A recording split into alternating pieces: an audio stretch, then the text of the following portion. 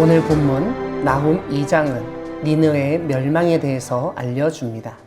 1절에서 하나님은 파괴하는 자가 너를 치러 올라왔나니 너는 산성을 지키며 길을 파수하며 내 허리를 견고히 묶고 내 힘을 크게 굳게 할지어다 라고 말씀하십니다. 전투 태세를 갖추어 대처하려는 니느웨의 모습을 보여줍니다.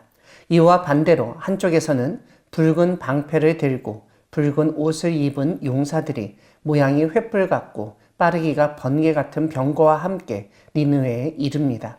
결국 6절이 묘사하듯 강들의 수문이 열리고 왕궁이 소멸되며 왕후가 벌거벗은 몸으로 끌려가게 됩니다. 이러한 모습은 결국 니느웨가 함락되고 멸망당하였다는 점을 보여줍니다. 난공불락의 요새처럼 여겨졌던 니느웨가 외부의 공격에 의해서 쉽게 무너지게 되었다는 사실을 통해 이 세상의 어떤 도시나 나라도 하나님의 심판을 견딜 수 없다는 사실을 극명하게 일깨웁니다. 8절은 니느웨가 예로부터 물이 모인 못 같았지만 이제 모두 도망한다고 언급합니다.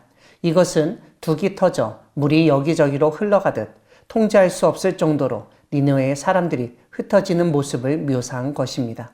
이런 가운데 니느웨에 대한 약탈이 이루어지는 모습도 보여줍니다.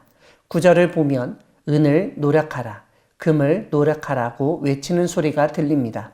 이전에 아수르가 다른 나라들을 침략하고 노력하며 약탈하던 모습 그대로 당하게 하시는 하나님을 볼 수 있습니다. 결국 저축한 것이 무한하고 아름다운 가구가 풍부했던 니느웨는 10절이 알려주듯 공허하게 되고 황폐하게 됩니다.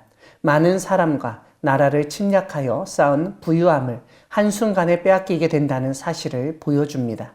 이러한 모습 때문에 주민이 낙담하여 그 무릎이 서로 부딪히며 모든 허리가 아프게 되며 모든 낯이 빛을 잃게 됩니다.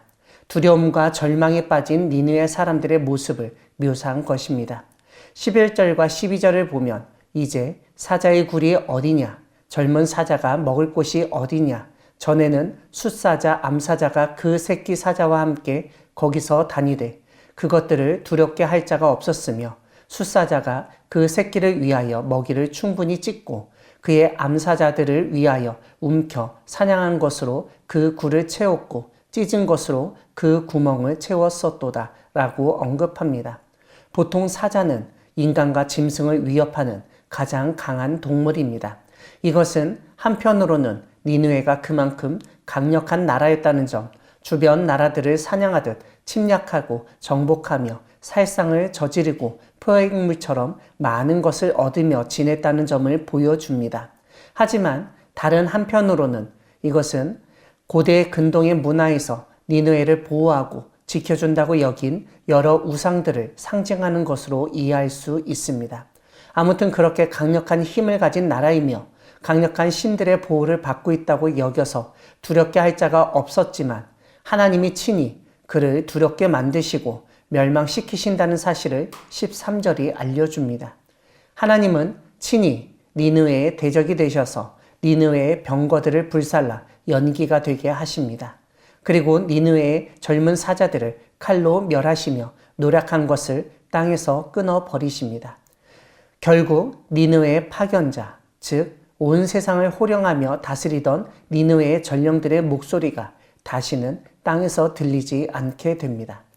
사랑하는 광야교회 성도 여러분, 하나님은 강력한 제국이었던 아수르를 멸망시키신 분이십니다. 오늘 본문 나훔 2장을 통해 우리는 한때 가장 강력한 힘을 믿고 교만하고 잔인했던 한 제국의 몰락을 보게 됩니다. 우리가 잘 알듯 아수르는 당시 최강대국으로 북이스라엘도 멸망시킨 전력이 있습니다. 수많은 나라를 침략하고 백성들을 학살하며 약탈하고 노력하며 엄청난 부를 축적하였습니다. 그렇게 강력한 군사력과 함께 축적된 경제력을 바탕으로 니느웨를 중심으로 아수르는 번성했고 이 세상의 어떤 사람이나 나라도 두렵게 할 수 없었습니다. 즉 어느 누구도 니느웨의 멸망을 상상할 수 없었습니다. 그런데 그런 가운데 나훔 예언자는 하나님의 심판의 말씀을 받아 니느웨가 멸망할 것이라고 선포했습니다. 오늘 우리는 나훔 2장의 말씀을 통해 니느웨의 멸망을 보게 됩니다. 그리고 교만했던 인간의 권력, 제국이 하나님의 심판 앞에서 얼마나 무력하게 무너지는지를 깨닫게 됩니다. 지금 우리가 사는 이 세상에도 마치 아수르, 니느웨처럼 힘과 권력으로 불의를 자행하며 불을 축적하려는 모습을 보이는 나라가 있습니다.